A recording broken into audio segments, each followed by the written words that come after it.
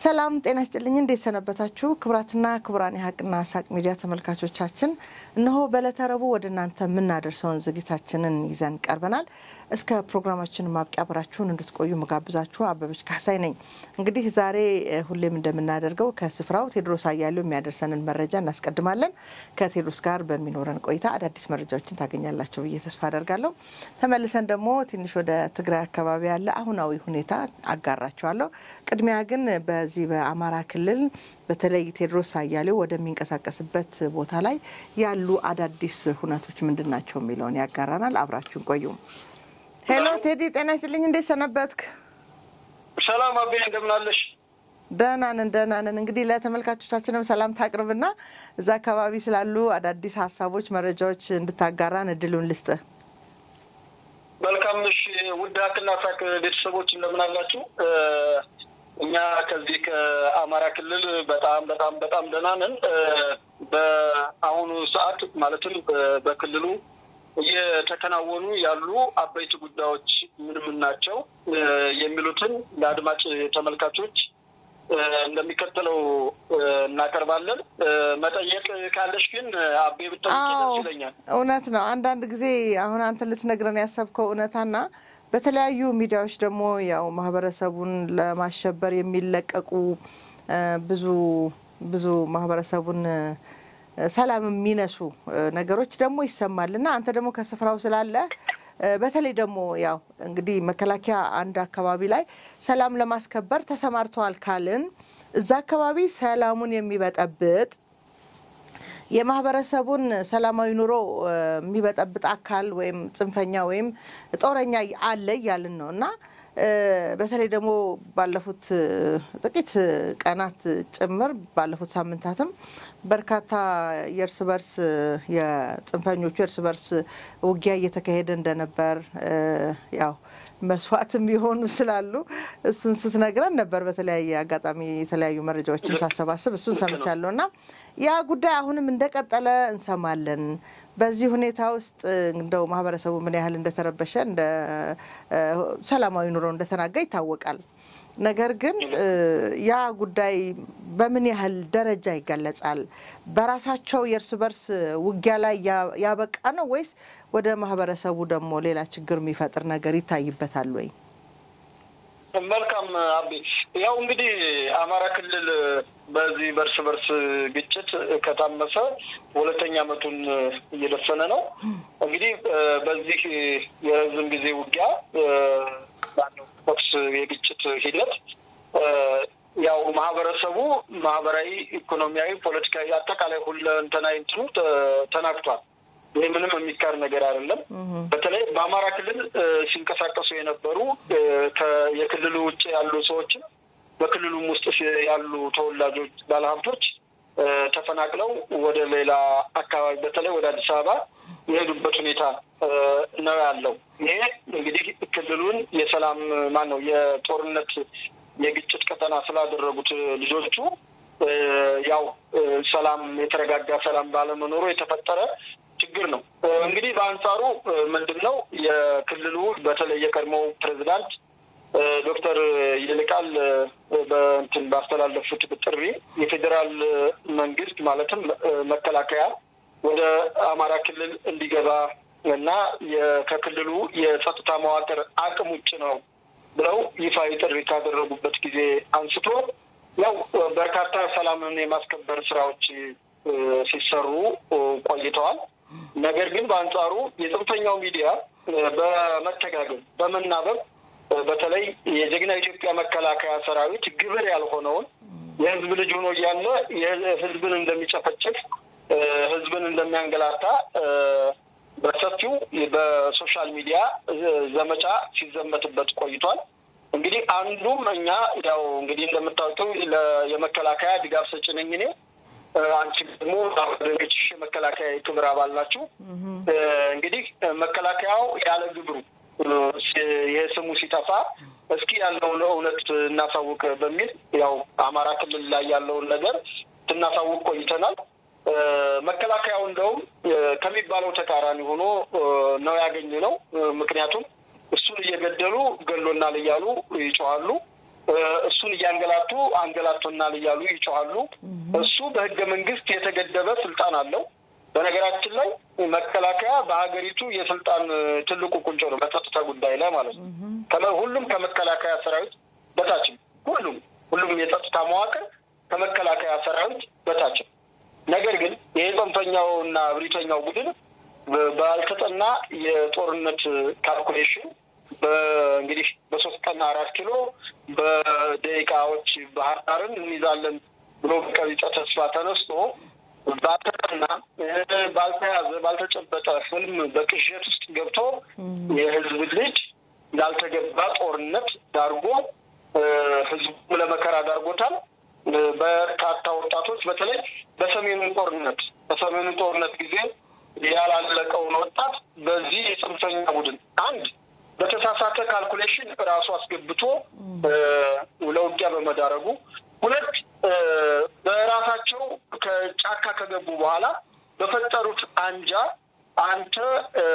ህዝባዊ ግንባር ነህ አንተ ህዝባዊ ኃይል ነህ በማለት በነገራችን ላይ ግልጽ ያረኩልሽ ላንቺም ለተመልካቾችም ህዝባዊ ኃይል እንደሚታወቀው የዘካፌ ነው ህዝባዊ ግንባር እንደሚታወቀው ደግሞ የእስክንድር ነጋ ነው እና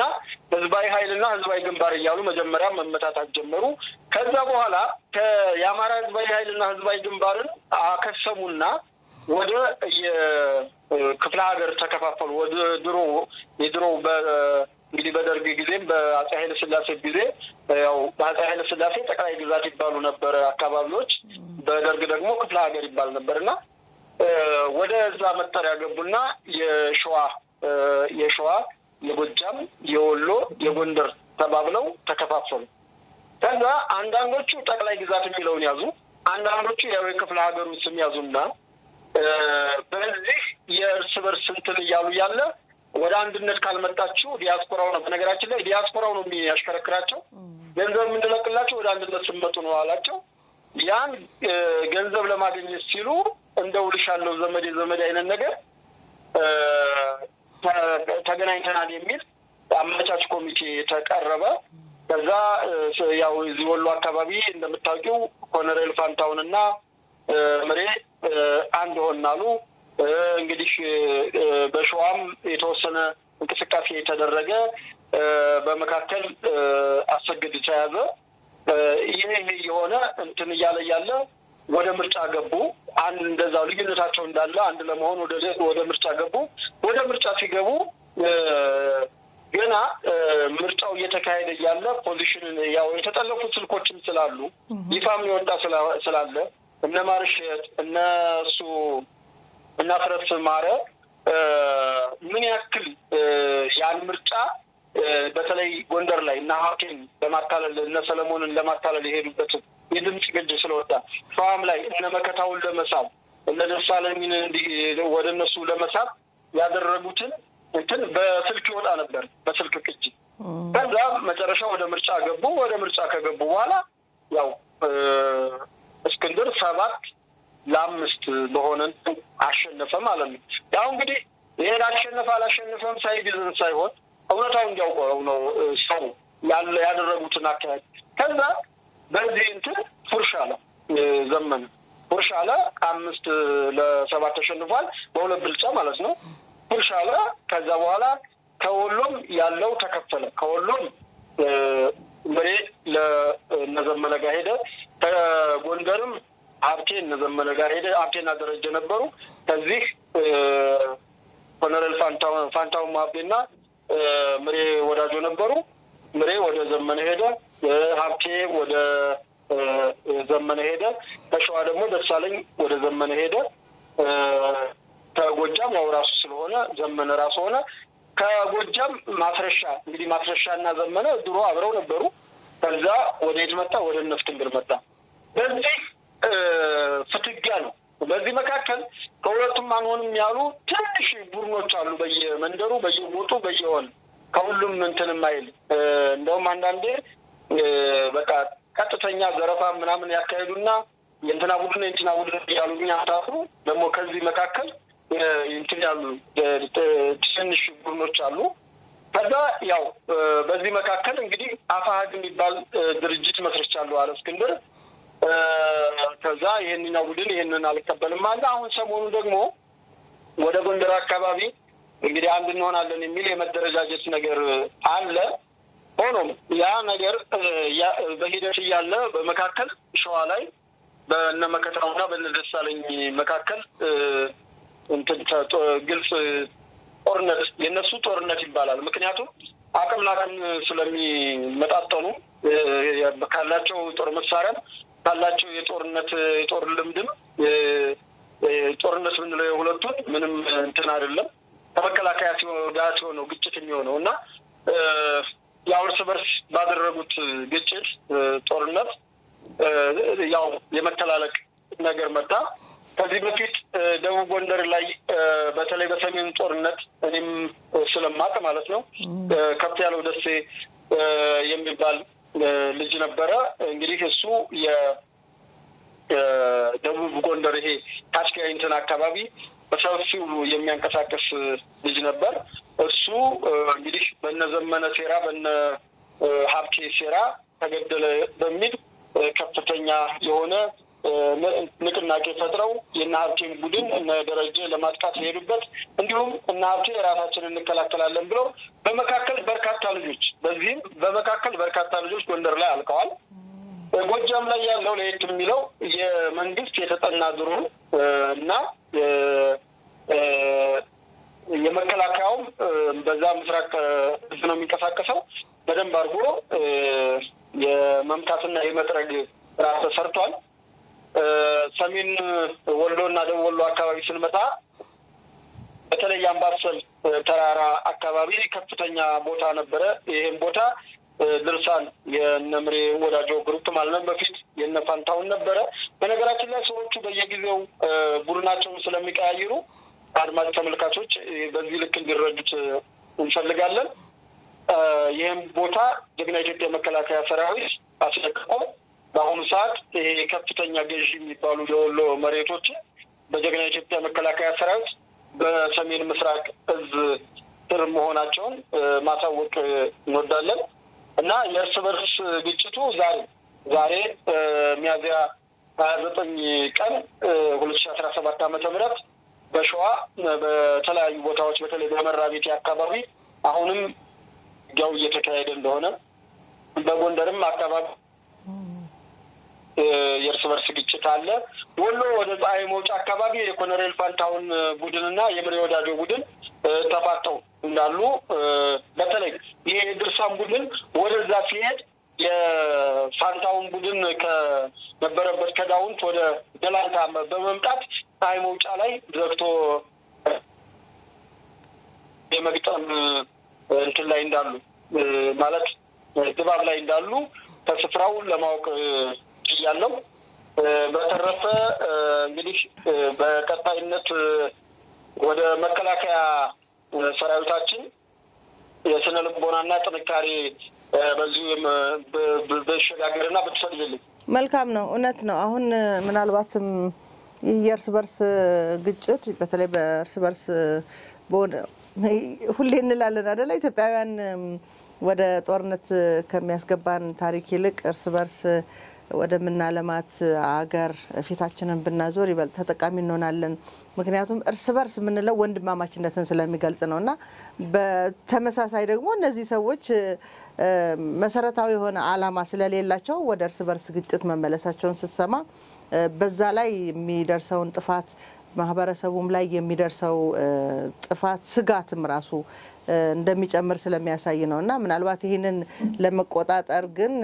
ወደ መከላከያ ደግሞ የሚገቡ ተመልማዮች ወይም ወደ ውትድርና ለመግባት እዛ አካባቢ ምልመላ እየተካሄደ እንደሆነ ሰምቻለሁ የመከላከያ አባላትን ለመቀላቀል ማለት ነው። ይሄ ደግሞ ተጨማሪ ሌላ ስጋት ይመስለኛል ለነዛ ለጽንፈኞች ለምንላቸው ስጋትም ፍርሃትም እንደለቀቀባቸው ሰምቻለሁ። ምናልባት ህዝቡ ግን ወደ መከላከያ እየገባ እንደሆነ ወጣቱ ልጁ የማህበረሰቡ አካል ሆኖ ማህበረሰቡን ለማገልገል ህጋዊ ወደ ሆነ የመከላከያ ውትድርና ውስጥ እየገባ መሆኑ ደግሞ ይበልጥ ትልቅ ተስፋ ያለው ነገር ይመስለኛል። ልክ ነው። በአሁኑ ሰዓት በአማራ ክልል በሁሉም ወረዳ ዞን አካባቢዎች ከፍተኛ የሆነ የመከላከያ ሰራዊት ምልመላ እየተካሄደ ነው የሚገኘው። ይሄ ምልመላ ያው እንደሚታወቀው የኢትዮጵያ መከላከያ ሰራዊት የመከላከያ ሚኒስቴር በሚሰጥሽ ኮታ ልክ ነው የሚሰጠውና በቀጥታ ይፋዊ ማስታወቂያ ነው የሚወጣው። በሚስጥርም አይደለም፣ በይፋዊ ማስታወቂያ የተለያዩ መስፈርቶች ይቀርባሉ። እድሜ መስፈርት ነው፣ ያላገባ መስፈርት ነው፣ ጾታ አይለይም። ከእንደገና ደግሞ ሙሉ ጤንነት ያለው እይታ፣ ጥርስ ሁሉ በጣም በርካታ የጤንነት ሁኔታ በተለይ ውጫዊና ውስጣዊ እንትን ተመርምረሽ ነው ለመከላከያ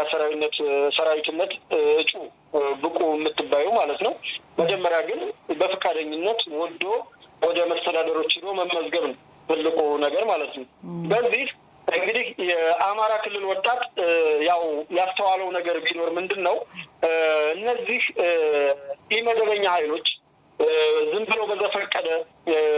ዲሲፕሊንም የላቸው መርህም የላቸው እና እንግልቱና ስቃው መከራው ሰቆቃው በዛ ትምህርት ዘጉት፣ ከለከሉት። ከአንድም ሁለተኛ አመቱ መጣ። እንግዲህ ድሮ አደገኛ ቦዘኔ እያለ ያስር ነበር ያለፈው ስርዓት እና በአሁኑ ሰዓት ያው እንግዲህ አደገኛ ቦዘኔን ባልለው ስርዓት አድርገው ያደረጉት ከትምህርትም ከምንም ማጉላተው ከዚሁ ነው አደገኛ ቦዘኔ ብንላቸው ደስ ይለኛል። እነዚሁ ያው የመንደራው ድልዳይ የሆኑ ጸረ ሰላም ኃይሎች የጽንፈኛ ቡድኖች ናቸው እና ወጣቱ ይህንን በሚገባ በመረዳቱ በገፍ ወደ መስተዳደሮች በመሄድ ምዝገባ ማካሄድ ጀመረ። በዚህ ሰዓት ምንድነው የጽንፈኛው በየከተማው ያለ ጆሮ ጠቢ በየከተማው የተቀመጠው አካል በጣም ትልቅ ድንጋጤ ተፈጠረበት። የወጣቱ የአማራ ክልል ወጣት በገፍ ወደ መከላከያ ሰራዊት ምልመላ ማሟላትና መመዝገብ ለዚህ ጽንፈኛና ጸረ ሰላም ኃይል ትልቅ ድንጋጤ ስለፈጠረበት ይህንን የምልመላ ስርዓት ፕሮፓጋንዳ መስራት ነው የፈለገው። ምንድነው አንደኛ በግዳጅ ሆነ ነው ምልመላው አፈሳ ነው የሚል የጥላቻ እንትን ጀመሩ። በተለያዩ ማህበራዊ ሚዲያዎች በተለያዩ ገጾች ተጠቅመው ለዓለም አቀፉ ማህበረሰብ ለሚዲያው ለሚከተሏቸው መንጋዎቻቸው ይህን ነገር ማስተጋባት ጀመሩ። ይህን ነገር ሳያላምጡ የሚወጡ መንጋዎች ስላሏቸው ይህንን ነገር ሼር ማድረግና ማስተጋባት ጀመሩ። ነገር ግን ወጣቱ ለዚህ ነገር ጆሮ ሳይሰጥ ጆሮውን ደፍኖ ምዝገባውን ቀጠለ። እዚህ ምዝገባ እንደውም አንዳንድ አካባቢዎች ከተሰጣቸው ኮታ በላይ የሰው ኃይል በመምጣቱ ቀድሞ ከተመዘገቡት ምልመላ ከተመለመሉት ወጣቶች በቁመናና በተለያየ ነገር እንደው የማማረጥ ወደ ማማረጥ ተገባ። የሚገርምሽ ነገር ማለት ነው እና እውነታው የሆነ እያለ ነገር ግን አሁን መጀመሪያ ተቋሙን መከላከያ ሲያጠላላ የነበረው ቡድን ለምን ተተኪ አገኘ በሚል አጉል ጥላቻ ምክንያቱም የዘሩት ዘር አለ። ያ የዘሩት ዘር ምንድነው? መከላከያው ገዳይ ነው፣ ጨፍጫፊ ነው፣ ዘር ሊያጠፋ ነው የመጣው፣ የአንድ ስርዓት አገልጋይ ነው፣ የእንደውም ግለሰብ ስለ እየጠሩ የፊልድ ማርሻል ሰራዊት ነው፣ የክቡር ጠቅላይ ሚኒስትሩ ሰራዊት ነው። እኔ ክቡር ጠቅላይ ሚኒስትርና ፊልድ ማርሻል ልበል እንጂ በጽንፈኛው አጠራር ሌላ ነው። ያን ቃል መጠቀም ስለማልፈልግ ነው እና የአንድ ግለሰብ ሰራዊት ነው፣ የአንድ ስርዓት ሰራዊት ነው ሲሉ ፕሮፓጋንዳውን ሲሰሩ ከረሙ። ነገር ግን ይህ የምልመላ መስፈርት መጥቶ ለአማራ ክልል ወጣት ይፋ ሲሆን ወጣቱ በደስታ ነው በጮቤ እየረገጠ በሚገኘው በክልሉ በተለያዩ አካባቢዎች ሄዶ ምዝገባ ያካሄደው በራሱ ነው። አንዳንድ አካባቢዎች ላይ ችግር የለም ማለት ደግሞ አይደለም። ተነፍሰዋል፣ ተነፍ ካድሬ አለ፣ ተነፍ የጸጥታ አካል አለ። ምንድነው አንዳንድ ቦታዎች ላይ እኔም በሰማሁት የሆነ ግራ የማጋባትና እንትን ማለት ነገሮች አሉ። ነገር ግን በኋላ በአካባቢው የሚገኘው የመከላከያ ኃይል ይህን ነገር ስለሰማ በሰዓቱ ምንድነው ያን አመላመል ስነ ስርዓት እንዲይዝ የተደረገባቸው እንትኖች አሉ። ነገር ግን መታወቅ ያለበት ግን ሁሉም አካባቢ አማካኙ አይደለም ያለው። በአማካይ ግን በአማራ ክልል በዞኑ በወረዳም በተደረጉት ያው ዞኖች ሽግግር ናቸው ወረዳዎች ናቸው አቅም ያላቸው ቀበሌ መስተዳድር አቅም አለው በእነዚህ መስተዳድሮች የተደረገው ምልመላ ሙሉ በሙሉ መከላከያ ሰራዊት እጩ ምልመላን ትከታማ ያደረገና እንደውም ከተቀመጠለት ኮታ በላይ የተመዘገበበት ሁኔታ ነው ያለው ለምን የጥንተኛ ቡድን ተበሳጨ የዘራው ዘር ለምን አላበቀለም ለምን አላጨርኩም ነው ያው ዙሮ ፖለቲካቸው መክሸፉ በራሱ ትላንትና ሲደግፉት የነበረው ጥንተኛ ቡድን ዛሬ እርስ በርስ አንጃ ከፍቶ ጦር ተማዞ ሲጋደል እያዩት ነው ከእንደገና ትላንትናም ሲደግፉት ጀግናዬ አንበሳዬ ሲሉት የነበረውን አካል ዛሬ ያወገዙ የሚገኙበት ሰዓት ነው አይናችሁ ላፈር ቀፋፊዎች እየተባባሉ በሶሻል ሚዲያ በይፋ እንደው በሚስጥር እንኳን አይደለም በይፋ የሚሰዳደቡበት ሁኔታ ነው ያለው እና ምንድነው እንዲህ የጩ ወታደር ምልመላው በጣም ስኬታማ የነበረ በጣም ደስ የሚል ነገር ነው እኔ አንድ ግራ የሚገባኝ ነገር አለ ድሮ የአማራ ክልልና የኦሮሚያ ክልል ተወላጆች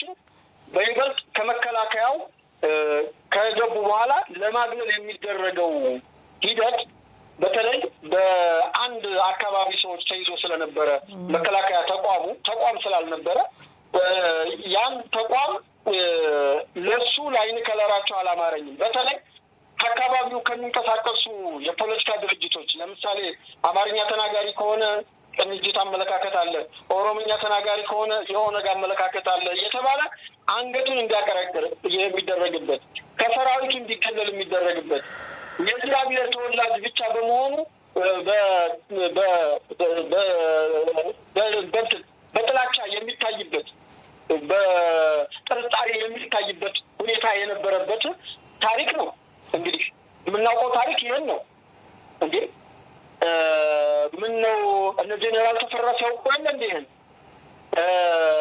አላረለ እንዴ ነው ኮሎኔል ፋንታውን ያውቀው እንዴ ምን ያክል በሰራዊቱ ውስጥ የአማራና የኦሮሚያ ክልል ተወላጆች ይገለሉ እንደነበሩ ይታወቃል እንዴት ነው ዛሬ የአማራ ክልል ተወላጅ ወደ መከላከያ ሰራዊት መግባቱ ለምንድን ነው የጠሉት ማን ተልኮ ሰጥቷቸው ነው የማን ተልኮን እያስፈጸሙ ነው እኔ እንደውም መከላከያ ከዚህ በኋላ የአማራ ክልል ተወላጅ የኦሮሚያ ክልል ተወላጅን አስገቡም ቢባል ወይም አሁን ባለው የአማራ ክልል ተወላጅ አስገቡም ቢባል ልክ ነው ይሄ ሁሉ ጫጫታ ቢፈጠር ይሄ ሁሉ ነገር ቢፈጠር ነገር ግን ይሄ ደጋፊ መስሎ ገፍታሪ ሰዎች አሉ የሆነ ተንኮለኛ ሰዎች አሉ አሁን ብለው ላንቺ የጮሁልሽ እየመሰሉ ነገር ግን አንቺን ከተቋም ማስወጣት አንቺን እንግዲህ እነሱ የጫካ ቡድን ነው እንደ የኢትዮጵያ ሕዝብም ሆነ የአማራ ክልልን በሚጠብቀው ይሄ ዋየ ነው እኮ የነሱንማ ቡድን አንዱ ቡድን የተራባው ሲሄድ ያነሳው ሲሄድ የተራባው የመጣ ይሄው ችግር እየፈጠረ በገዛ ክልሉ እንኳን እንዳይኖር ያደረገው ይሄ ጽንፈኛ ቡድን ነው እና ምን አለበት ሚዲያዎች አንዳንዴ ተቋም ግንባታ በሚሰራበት ሰዓት እንደው ከዚህ እንኳን ራሳቸውን እጃቸውን ቢያገሉ ነው ምለው ግን ለጠየቅሽ ጥያቄ በአማራ ክልል የተደረገው የጩ ሰራዊት ምልመላ በተሳካ ሁኔታ ተጠናቋል ወጣቱም በሆታና በልልታ ሰርግ የተጠራ እስኪመስል ድረስ ወደ ማሰልጠኛ የሄደበት ነው ነገር ግን ይሄ መጨረሻ ማለት አይደለም እዛም ደግሞ ማሰልጠኛ በየደረሱበት ማሰልጠኛ እንደገና ምልመላ አለ ዳግም ምልመላ አለ ያን መስፈርት ሲያሟሉ ነው ሙሉ እጩ ወታደር ሆነው ስልጠና የሚጀምሩት ነገር ግን ወጣቶቹ ላሳዩት መልካም ነገር ሊመሰገኑና ሊበረታቱ ይገባል በተለይ በአሁኑ ሰዓት በአማራ ክልል ላይ ወታደርነት ምልመላ ወታደር ሆናለሁ ብሎ ይሄድ ወጣት በጣም ሊደነቅ የሚገባ ነው አቤ የጩ ወታደሮችን ይሄን ይመስላል አልከሰርንም ቴዲ አንተም በተለይ ዛ ቦታ ሆነ በመታደርሰን መረጃ መሰረት እኛም ከዚሁ የተለያዩ መረጃዎችን ጨምረን ማህበረሰቡ ጋር እንዲደርስ ከመንግስት ጋር መቆም ልማት እንጂ ጥፋት አያስከትልም ከጽንፈኞች ጋር መሰለፍ ግን ምናልባት አላማቸውም ኢትዮጵያን የማፍረስ ተልእኳቸውም ከኢትዮጵያ ጠላቶች ጋር እንደሆነ በተለያየ አጋጣሚ ሐሳባችንን ደፍረን በማቅረባችን ምክንያት እንዲህ መከላከያ ነው የሀገር ጠባቂ ህዝብንም በሰላም የሚያኖር የሚያስቀጥል በሚል አስተሳሰብ እንዲህ አይነት መልካም ዘር እንደተዘራ የሚያሳይ የወጣቶቹ ወደ መከላከያ ምልመላ መምጣት መቻል ማለት እንግዲህ ትልቅ ስራ መሰራቱን ነው የሚያሳየው። አልከሰርንም ለማለት ፈልጌ ነው። አንተም እዛ ቦታ ላይ ሆነ የምትነግረንን መረጃ ውጤቱን በአካል ያየህበት አጋጣሚ ነው ብዬ አስባለሁና እንደዚህ ተጽዕኖ መፍጠር የሚችል ሐሳቦች ኖረው ህዝቡን ወደ ልማት ወደ ሰላም ማምጣት መቻል መታደል ነው። ሌሎችም ያዩ ያሉትን ህዝቡን ያቆረቆዘ ያለውን የጽንፈኛውን አካሄድ በመቃወም እንደው ልቦና ሰጥቷቸው ህዝቡ ወደ ሰላም የሚመጣበትን ሐሳብ ቢያንጸባርቁ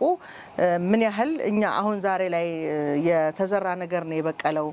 አልከሰርንም እንዳልነው ሁሉ እነሱም በኢትዮጵያ ልማት በኢትዮጵያ ህዝብ ሰላም ያላቸውን አስተዋጽኦ በአካል ያዩታል ብዬ አስባለሁና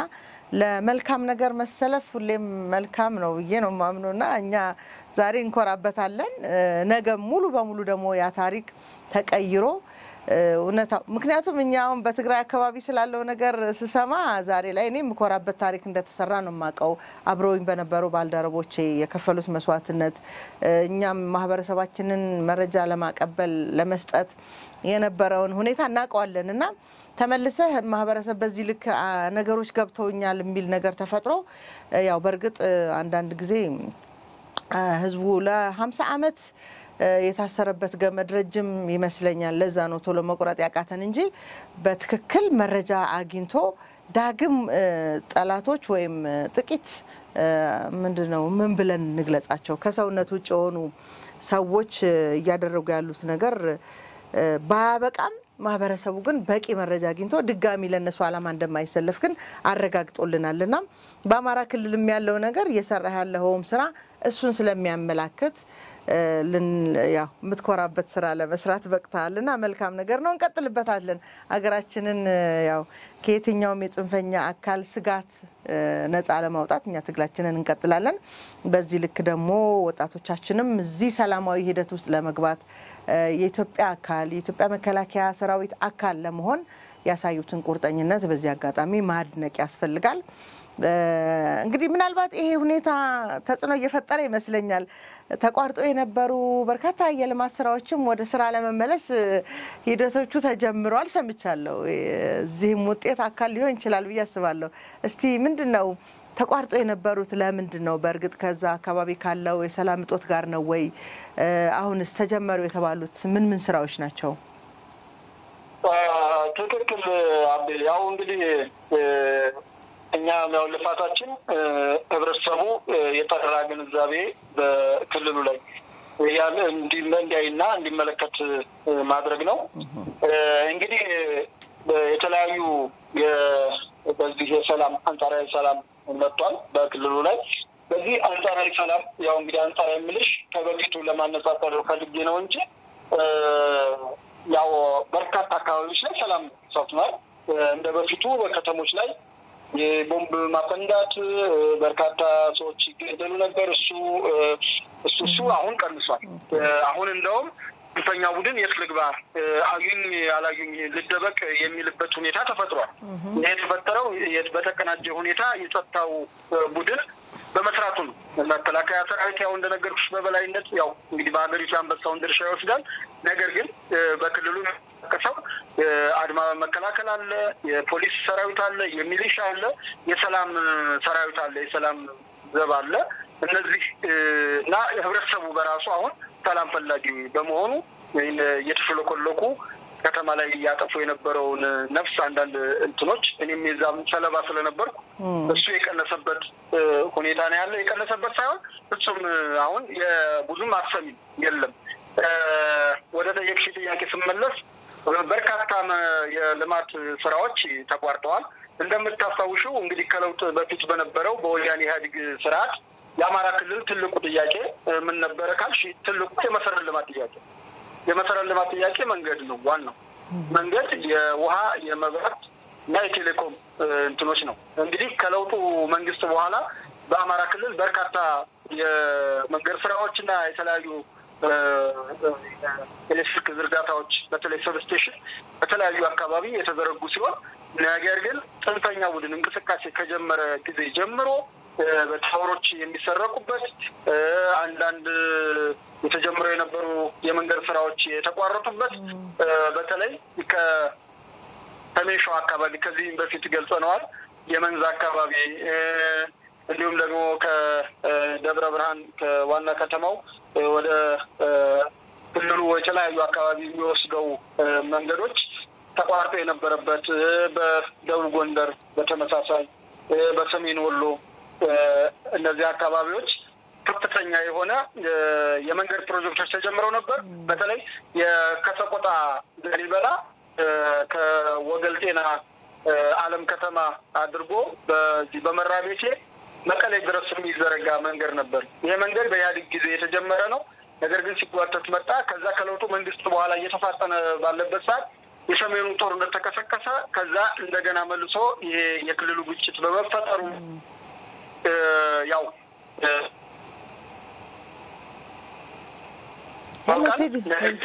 ባሳለፍነው ሳምንት የክልሉ ፕሬዝዳንት አረጋ ከበደ በሰቆጣ ከተማ ተገኝተው ህዝቡን ካወያዩ በኋላ ይሄንን ከላሊበላ ሰቆጣ ያለውን መንገድ በይፋ ማስጀመራቸውና በአጭር ጊዜ በተያዘው ዓመት እንዲጠናቀቅ ቃል የገቡበትና ወደ ስራ የተገባበት እና ምን አለ መሰለሽ ማስጀመር ነው በቃ ይጀመራል እንጂ መሰረት ድንጋይ ተጣለ ተብሎ ዜና የለም በቃ ማስጀመር ነው በየርሽበት ታስጀምሪያለሽ ታስጀምርሽ በኋላ ለሪቫን ለመቁረጥ ነው የምትሄጂው እና በልማት በኩል ብልጽግና ትልቅ እምነት የሚጣልበት የፓርቲ ገዢ መንግስት ነው በተለይ በኢህአዴግ ጊዜ ለ10 አመት ለ20 አመት የሚቆይ መኪና መንገድ ተጀምሮ አሁን ግን በ2 አመት በ3 አመት የሚያልቅበት ሁኔታ ነው ያለው እንግዲህ ክቡር ፕሬዝዳንቱ ከላሊበላ ሰቆጣ ያለውን በጀቱ የፌደራል በጀትም ቢሆን ነገር ግን ያው በአካባቢ ሰላም እጦት ስለቆመ ይሄንን መንገድ እንዲጀመር በይፋ እንዳስጀመሩ ታቸውም በቦታው ተገኝተው ስራውን አስጀምረዋል ሎቤድም ሲነዱ አይተናል ማለት ነው በዛሬው ዕለት የኢትዮጵያ መንገድ ስራዎች በፌስቡክ ገጹ ያስታወቀው በዘረዝም ጊዜ ተቋርጦ የነበረው ለአካባቢ ማህበረሰብም ትልቅ የልማት ጥማት የነበረው ከደብረ ብርሃን ደንባ ለሚ መገንጠያና የጅቡር ደንባ መንገድ መሰራቱን ነው እንግዲህ ይሄ መንገድ በጣም ትልቅ ለሰሜን ሸዋ በተለይ ከጎረቤት ከኦሮሚያ ክልል ሰሜን ሸዋ አካባቢ ያሉ እንትኖች ትስስር የሚፈጠር የፌደራል መንገድ የምንለው ያክል ያለ ነው ባሳለፍነው ሳምንት እንዲሁ የመሃል ሜዳ መንገድ መጀመሩ ይታወቃል እንግዲህ መሃል ሜዳ በሰፊ ምርት ይታወቃል በተለይ በጤፍና በተለያዩ ምርቶች እና እህል ምርቶች ማለት ነው ይሄ መንገድ ለረጅም ጊዜ ተስተጓጉሎ ነበር በአሁኑ ሰዓት እንትኑ በተፈጠረው አንጻራዊ ሰላም ተናቀቀ የሄደበት ሁኔታ ነው ያለው ትንሽ እዛ አካባቢ የሰሜን ሸዋ የመንዝ አካባቢ አሁንም ትኩረት ይፈልጋል የፌደራልም የክልልም መንግስት ለዚህ መንገድ ትኩረት ሰጥተው ቢሰሩ የዚህ የመንዝ መንገድ ብቻ እዛ አካባቢ ይቀራል እኔ እንግዲህ በማውቀው ነው ይሄን ስል ደግሞ አንዳንዴ ማህበረሰብ ትንሽ ይልሻልና እኔ በማውቀው የመንዝ መንገድ ነው ተቋርጦ ማለት ተጀምሮ ነበር ካስታወሻ ጊዜ ዘገባም ሰርተንበት ነበር ይሄ መንገድ በአጠቃላይ ስድስት ጊዜ የተጀመረ በደርግም ሳይጠናቀቅ በኢህአዴግም እንትን ሳይል ግን አሁን በለውጡ መንግስት 2012 ተጀምሮ ጥሩ ሂደት ላይ ያለ ነው በዚህ በተፈጠረው በተለይ ወደ ልጆችን ባናጣብቀው መጀመሪያ በሰሜኑ ጦርነት ከዛ በኋላ አሁን መስራት በሚቻልበት ሰዓት ይሄ በተፈጠረ እርስ በርስ ግጭት አካባቢው ላይ የነበረው አማካሪና ኮንትራት ወስዶ የነበረው ድርጅት በመውጣቱ በአሁኑ ሰዓት የመከላከያ መንገድ ስራ አማካሪ ይዞታል እንግዲህ ስራው ቢፋጠን ለአካባቢው ትልቅ የልማት እንትን ያመጣል ብዬ ስለማምን ነው ከአካባቢው ላይ መረጃ ስላለኝ እና እንደውም ካስታወሽ ስራውን ልጆቹ ራሳቸው እንጀምራለን ብለው አንዴ ፎቶ ከተነሱ በኋላ በተለየነ መከታው ግሩፕ ነው ካስተምሩ በኋላ ራሳችን እየሰራን ነው ብለው ፖለቲካ ሰሩ። ከዛ በማግስቱ መኪናዎቹን ለሰራዊት ማጓጓዣ ብለው ወሰዷቸው። አካባቢው ላይ የነበረውንም ናፍጣ ለራሳቸው ሽጠው ተጠቀሙበት ማለት ነው። እና ይሄ የተስተጓጎለ መንገድ ነው። እንግዲህ ሌሎቹ ግን ጦርነትም እየተካሄደ ማለት ነው ግጭት እየተካሄደ አንጻራዊ ሰላም ባለበት ሁኔታ ከፍተኛ የመንገድ ስራዎች እየተከናወኑ ነው የሚገኘው።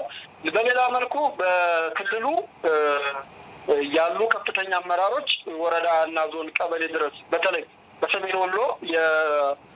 የክልሉ ምክትል ፕሬዝዳንት አብዱ ሁሴን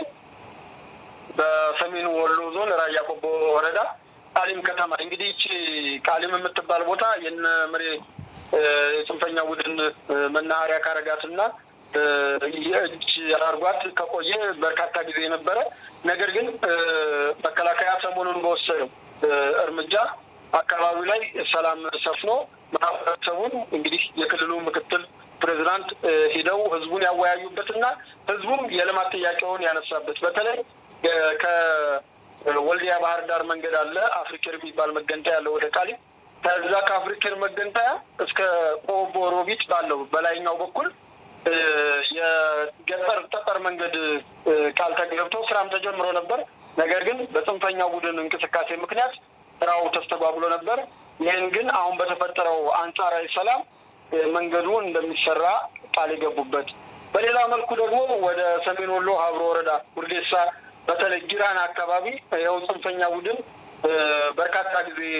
እጅ አርጓት የነበረች ከተማ ነች። ውርጌሳ ማነው ውርጌሳን ካዩ በኋላ ውርጌሳ ላይ የጎርፍ ያስቸግረ ነበረ። እሱን ስራ ካስጀመሩ ይሄ የጋቢውን ስራ አስጀምረው ወደ ጊራና ግን ከሊብሶ ወደ ውስጥ የሚገባ መንገድ ነው። ጊራና 7 ኪሎ ሜትር መንገድ ከጊራና ሊብሶ እንዲሰራ መሰረት አስጀምረው የተመለሱበት ሁኔታ ነው ያለው። የመርሳ ከተማን አንዳንድ የተጀመሩ የኮሪደር ልማቶችና የከተማውን ማህበረሰብ አዋይተዋል። በውይይታቸው ሰሞኑን አንድ ሰነድ አለ የጥፋት እጆች የሚል እና መዘዛቸው የሚል እሱን እሳቸው አዋይተዋል ማህበረሰቡን። በጣም ማህበረሰቡ ደስ በሚል ሁኔታ የተቀበለው ነገር ነው። የጥፋት እጆች በነገራችን ላይ ዶክመንቱ ምንድነው ያው ይሄ ጽንፈኛ ቡድን ከተንቀሳቀሰበት ጊዜ ጀምሮ ምን ያክል ተቋማትን እያወደመ እንደሆነ የሚገልጽ ዶክመንተሪ ነው። ይሄን ዶክመንተሪ ማህበረሰቡ ከተመለከተ በኋላ የሚያውቀው መውነት ስለሆነ የመንግስትን ሆደ ሰፊነት ማለትም ይሄ ጽንፈኛ ቡድን ይሄን ያክል የመንግስትና የህዝብን ተቋም እያወደመ ነገር ግን የህዝብ ልጆች ናቸው ብሎ ስላመነ ማህበረሰቡ መክሮ እንዲያስገባ በነገራችን ላይ አሁንም የክልሉ መንግስት የፌደራል መንግስት የሰላም እጃቸውን እንደዘረጉ ነው። ይሄ መታወቅ አለበት። ይሄንን ሁሉም አካላት ማወቅ አለበት። እንደው በረሳችን ስላልያዝነው ነው እንጂ ቡድን እጅ እየሰጡ ነው። በተፈጠረው የሰላም አማራጭ እጅ እየሰጡ እየገቡ ነው። ምክንያቱም ከዚህ በፊት እንደነገርኩሽ ተይዘው ማለት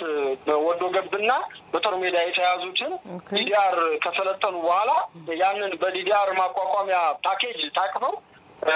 መጀመሪያ 94,000 ብር ምናምን ይሰጣቸዋል። በዛ 100 ምናምን ብቻ ወደ 300,000 ብር ይሰጣል። ይሄ ምንድነው? ልጆቹን የስራ ዕድል ይፈጠርላቸዋል፣ መንቀሳቀሻ ይሰጣቸዋል፣ የመስሪያ ቦታ በርካታ ነገሮችን ከአካባቢያቸው መንግስት ጋር በተለይ ከወጡበት አካባቢ መንግስት ጋር በመነጋገር ይሄንን የስራ ዕድል እየተፈጠረላቸው እንደሆነ የሚታወቅ ነው። አሁንም ይሄ የጥፋት እጆች እና መዘዞቻቸው የሚለው ሰነድ ይሄ የጥፋት ቡድን ወጥቶ ያወደመው የራሱን ቆረቆርነት አለው በአንደበቱ እያለ በተግባር ግን እያወደመው ያለው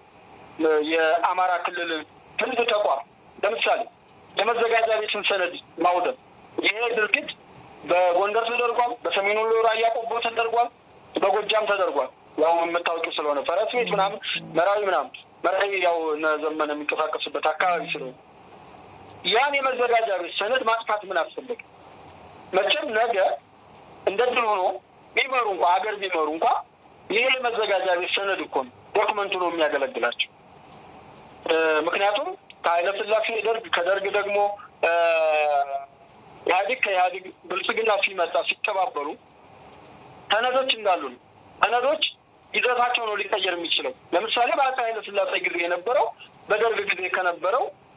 በእጅ ጻፍ እንደሆነ ወደ ታይፕ አድጓል። በደርግ በታይፕ ጻፍ እንደሆነ ወደ ኮምፒውተር በኢህአዴግ ጊዜ አድጓል። አሁን ደግሞ በጣም ዲጂታላይዝድ ሆኗል። ነገር ግን ዲጂታል ዓለሙን ያልተቀላቀሉ የገጠር ቀበሌዎች ከኢንተርኔት የራቁ ከዲጂታል አሰራር የራቁ ደግሞ አካባቢዎች አሉ እና በእነዚህ አካባቢ ያው የሚያዘው ሃርድ ኮፒ ነው ሰነዶቹ ማለት ነው። እነዚህ ሰነዶች ማውደም ነገ አስተዳድረዋለሁ እንኳን ብትይ አንደኛው አካል ያንኛውን መሬት የኔ ነው ቢልሽ በምንድን ነው የምትዳኘው? የትኛው ሰነድሽ? እና መዝገብ እያወደሙ ተቋሞች እያወደሙ ነገ ኮምፒውተር የህዝብ ተቋም ነው የህዝብና የመንግስት ነው። ይህንን የህዝብ ተቋም የመንግስትን ተቋም አውድመሽ በምንድን ነው የምታስተዳድሩት? ያ ያወደምሽው እኮ እንደቀላል በአንድ ድንጋይ ያወደምሽው እኮ ኮምፒውተር ነገ በምንዛሬ ምትይው በምን ምክንያቱም ኢትዮጵያ ስለማታመጥ በውጭ ምንዛሬ የሚገቡ ቁሳቁሶች ናቸው። እውነት ነው። ይልቅ ለዛ የሚወጣውን ቁስ ለሌላ እኮ ነገር ማድረግ ይቻላል እና እንደ አይነት ስራዎችን እየሰሩ እንደሆነ ነገር ግን ይህን ተግባር እንኳን ቢተገብሩት ከያዙት በተለይ ከተሞሉት የፖለቲካ አታይ ከፖለቲካ ርዕዮት አንጻር ይሆናል በሚል የክልሉ መንግስት የፌዴራል መንግስት አሁን በምህረት ለገቡ ሰዎች የዲዲአር መቋቋሚያ አሁንም እየተሰጠና ወደ ስልጠና ካምፕ እየገቡ ነው ያሉት። ትላንትና ዕለት በመራቤቴ በሰሜን ወሎ በታብሮ ወረዳ እንዲሁም ደግሞ በሰሜን ወሎ በጉባ ላፍቶ ወረዳ በሳንቃ እንዲሁም በግዳንና በላፍታ አካባቢ ወዶ ገቦች የገቡበት። ሌላው ያው ጽንፈኛውም ወደ አንደኛው ዝውውር ያደርጋሉ። የዝውውር እንትን አላቸው። አንደኛው ወደ አንደኛው የሚሄዱበት ሁኔታ ነው ያለው። ይሄንኛው ቡድን አላታገለኝም እስኪ አንተ ትሻለኛለህ ደግሞ አንድ ሳምንት ወደዚህኛው የሚሄዱበት ሁኔታ አለ። ብቻ ዙሮ እንዲህ ከሚል እኔ አሁንም ለጽንፈኛው ሚዲያ ለሚያስተላልፉ ሰዎች መንግስት ከልብ ነው በጣም እንትን እየሰራ ያለውና እስኪ እዛው ቀረብ ብላችሁ እዩት። ቤተሰብም አላችሁና ሀገር ቤት እስኪ ቤተሰቦቻችሁን ጠይቁ። አማራ ክልል ምን እየተካሄደ ነው የሚለውን ነገር ጠይቀው ይሄን የዲዲአር እንትን ቢጠቀሙና ወጣቱ ካልባሌ ሞትና ካልባሌ ልቅት ይልቅ የሳሉ ስዕል ዝም ብሎ ስለሆነ የፋሽስቱ ገዳው ቆራጩ ጭራቁ የሚባለው ውሸት ነው። እንደውም ገዳይም ጭራቅም እነሱ ናቸው እውነቱን ካወራም ማለት ነው። ገዳይም ጭራቅም ሀሳብን ባለመቀበልም ጽንፈኛው ቡድን ይበልቃል። ድሮኛ ተቃዋሚ እያለና መንግስት አካል ነበር። ይሄ ወያኔ ኢህአዴግ ቡድን ነበር ባዕድን ነበር የሚያስቸግረው። አሁን የመንግስት አካል መልካም ሆኖ በአንጻሩ ደግሞ የጽንፈኛው ቡድን ነው እያስቸገረ ያለው እና አዎ መለያው የተነሱለት የሆነበትን ሁኔታ ተናለንም ዞሮ በአማራ ክልል በተፈጠረው አንጻራዊ ሰላም መንገዶች እየተሰሩ ነው። የልማት ተቋሞች እየተሰሩ ነው። የመብራት ሰብስቴሽኖች አሁንም እየተስተካከሉ ነው ያሉት። በዚህ አጋጣሚ የመብራት ኃይል ሰራተኞች በስርቆትም ሆነ በሚያጋጥም ተፈጥሯዊ ሰው ሰራሽም አደጋ ላይ መብራት ሲቋረጥ በአስቸኳይ እየገቡ በተለይ ጦርነት የግጭት ቀጠና በሆኑበት አካባቢ ልጆቹ ሁሉ እያንገራገሯቸው እውነት ለመናገር ማለት ነው። በሰሜን ሸዋ መጥቀስ ይችላል። ተቋርጦ መብራቶች ምናምን ሲቋረጡ በተወርሮ ነው የሚገቡት የመብራት ኃይል ሰራተኞች እና ለህይወታቸውን ለአደጋ ሰጥተው ነው። በሰሜን ሁሉም አካባቢ እንዲሁ አይነት ችግር ደርሶባቸው ያውቃል እና ተወርሮ እየገቡ የመብራት ኃይል ሰራተኞች በተለይ የአማራ ክልል መብራት እጦት የመብራት መቋረጥ በሰው ሰራሽ ምክንያት እንዳያጋጥም ተፈጥሯዊም ይሄ በአፈር መሸርሸር ዛፍ በመውደቅ በተለያየ ነገር ይቋረጣል መብራት። እንደምታውቁ የኛ በውስጥ ለውስጥ መንገድ ስለማይሄድ አየር ላይ ስለሆነ የሚሄደው መብራታችን እና በንፋስ የመቆረጥ ነገር አለ። ይህን ነገር ለማስተካከል ግን የመብራት ኃይል ሰራተኞች በጣም የሚደነቁ ናቸው። በተረፈ እንግዲህ በክልሉ አንጻራዊ ሰላም በመፈጠሩ የክልል አመራሮች ገጠር ቀበሌዎች ድረስ ዘልቀው መግባት በተለይ በፕሬዝዳንት ደረጃ ገጠር ቀበሌ ድረስ ገብቶ መሰብሰብ ማለት የፖለቲካሊ ትርጉሙን እንደውም አንዳንድ የነሱ ደጋፊ የነበሩ አጃይብ ብለው እስኪገረሙ እርስ በርስ እስኪወቃቀሱ በጣም ለምን በቃ ይሄማ ከሆነ በቃ ዝም ብላችሁ ነው 95% አማራ ክልልን ተቆጣጠርን የምትሉት እነ ዶክተር አብዱ ሁሴን እነ አረጋ ከበደ እየገቡ ያስተምሩ ከሆነ ፕሬዝዳንቱ ከገጠር ቀበሌ ከገቡ ዝም ብላችሁ ነው ለካም ስትዋሹንና ትቀጥፉን የኖራችሁት እያሉ አሁን እንደው ቆም እያሉባቸው ያለው ሁኔታ በግልጽም ደግሞ ይሄ እንትናቸውን ቁጣቸውን በደበቅ አቅዷቸው በይፋ ወጥተው የተቆጡበት ሁኔታ የነሱ ሶሻል ሚዲያ የማግኘት እንትኑ ስላለ በዛም ለማየት ችያለሁ እና አማራ ክልል ላይ በአሁኑ ሳምንት እንግዲህ ባለፈው ብዬሻለሁ አንጻራዊ ነው የምናገረው በነገራችን ላይ የዚህ ልጆቹ እንቅስቃሴ የማይጠበቅ ነው ብያለሁ የማይጠበቅ ስልሽ አክብሩ አይደለም ከዚህም በፊት የማይጠበቅ ማለት ካልኩሌሽን ስለሌላቸው በተፈቀደ ነው የሚመጡብሽ የዛኔ እንግዲህ ወይ ያልቃሉ ወይ ደግሞ የሆነ አደጋ ጥለው ያልፋሉ እና እንዲህ አይነት ነገሮች እንደተጠበቁ ሆነው ነገር ግን በአሁኑ ሰዓት ያለው የአማራ ክልል ወቅታዊ ሁኔታ ይመስላል እንግዲህ እኛ ደግሞ ሁኔታው ተረተው ከዚህ በኋላ ከማንም ጋር መጋጨትም ውጤት እንደማያመጣ የተረዱ ወጣቶች መልሰው ወደ እነሱ እንደማይሰለፉ ያረጋገጡበት አጋጣሚዎች ስለተፈጠሩ ያው እዛው ከክልሉ ከከተማው ውጭም ያሉ ተመልሰው ወደ መንግስት እጃቸውን ይሰጣሉ ሰላማዊ ህይወት ይጀምራሉ ብለን ተስፋ እናደርጋለን በዚህ ቢያበቃ መልካም ስለሚሆን ቴዲ በጣም አመሰግናለሁ በርካታ መረጃዎችን ሰጥተናል ለዛሬ እንግዲህ ከስፍራው ቴድሮስ አያሌው በጣም አድርገን እናመሰግናለን መልካም ቀን ይሁንላችሁ እሺ እኔም አመሰግናለሁ ውዳቅና ሳከው ቤተሰቦች ያው አንዳንዶቹ ዝም ብለው በበሬ ወለደ ዜና በጣም ብዙ ቪው ይታያል ብዙ ላይክ እና ሼር አላቸው የኛ ሚዲያ ደግሞ ሀቁን ከስፍራው ስለሆነ ያቀርበው ያለው በተለይ በአማራ ክልል ምንም ነገር እንደሌለ አድርገው በተለይ የጥንፈኛው ሚዲያ ምን ያክል የውጊያ እንትን ይያሉ ዜና እንደሚያወሩ ይታወቃል እና እኛ አነጣጥሩን ነው የምንለው ምክንያቱም እነሱ አውደ ውጊያ ብለው እንግዲህ ባለፈው ኮሎኔል ጌትነትም ተናግረዋል ድሮንን ከነፓይለቱ ማረክነ የገደል የሚሉ እንግዲህ የድሮን ኦፕሬተር የተቀምጦ ኦፕሬት እንደሚያደርጋት ይታወቃል ነገር ግን የዚህ ግንዛቤ እንኳን የሌላቸው ዜና ነጋሪዎች እኔ ከተናጋሪው አስነጋሪው ነው የሚገርመኝ በጣም ነው የሚገርምሽ ማለት ነው ባለፈው ሄሊኮፕተሯ ሞተሯ ሳይጠፋ የሆነ ድራማቲካሊ ማርሸት ማለት ነው ድራማቲካሊ የሆኑ ዜና እንበላቸው ወሬ ኮሜዲ እንበላቸው ብቻ እነዚህን እይታቸው ይበዛል የጥፋት ዜናዎች ማለት ነው ነገር ግን እኛ ከአማራ ክልል ያለውን እውነታ በተለይ እኔ አሁን ከፖለቲካሊ እንትኑ ህዝቡ የጠራ ግንዛቤ እንዲይዝ ነው በተለይ በውጭ ያለው ዲያስፖራ የሚታለለው በውጭ ያለው ዲያስፖራ ስለሆነ ይሄ አካል በእኛን ሚዲያ ቢመለከት እና ከስፍራው ደግሞ እንዲህ ተብሏል እንደው ይሄ የተባለው ነገር እውነት ነው ወይ የሚለውን ነገር ሌላው ባለፈው እንግዲህ በመረጃ አሰጣጣችን የተቆምናቸው ነበር ለምሳሌ የእርስ በርስ ግጭት እንዳጃበበባቸው በቀጣይ ሳምንት አንዳንድ እንትኖች እንደሚታዩ እሱንም ተቆም አድርገን ነበር ያው የሆነውን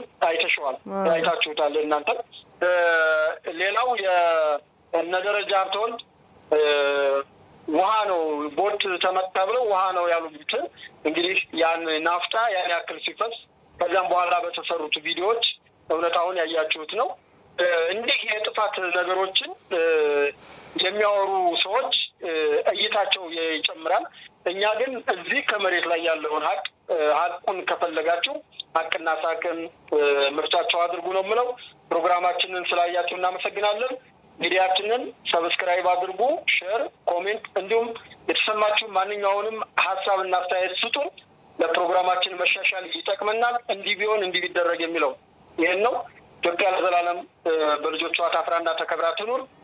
መነሻችንም መድረሻችንም ኢትዮጵያ ናት አመሰግናለሁ ቴድሮስ አያሌው ነኝ ሚያዝያ 29 ቀን 2017 ዓ.ም ወልዲያ ከተማ እናመሰግናለን መልካም ጊዜ ይሁንላችሁ ቴዲ ክብራትና ክብራን ተመልካቾቻችን እንግዲህ በርካታ የአማራ ክልል አሁናዊ ሁኔታ